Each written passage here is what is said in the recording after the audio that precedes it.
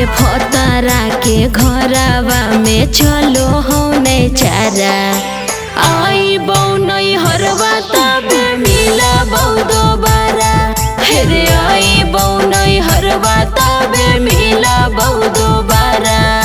बुझना रे music by DJ Sarfaraz.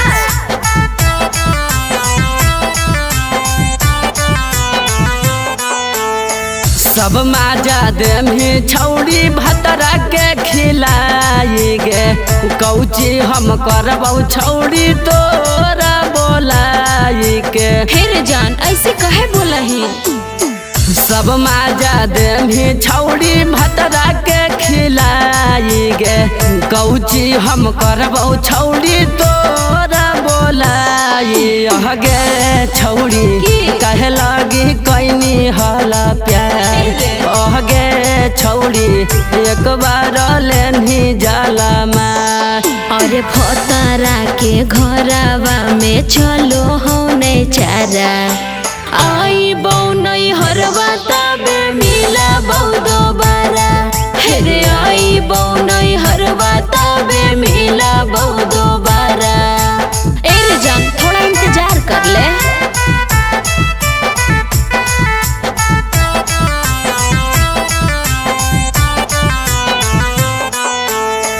कौशल पर मिके रहो तोरे पर ध्यान मागे।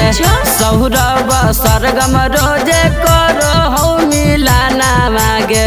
अच्छा ऐसन बात हे गे कौशल पर मिके रहो तोरे पर ध्यान मागे। राजीव संदीप रोजे करो हो मिलाना गे रनिया मर जइबौ फसरी लगा के। गे पूजवा नीतीश के मिललौ कारोवा के। अरे फतारा के घरवा में चलो होने चारा आई बौ नहीं हरवा तब मिला बौ दोबारा।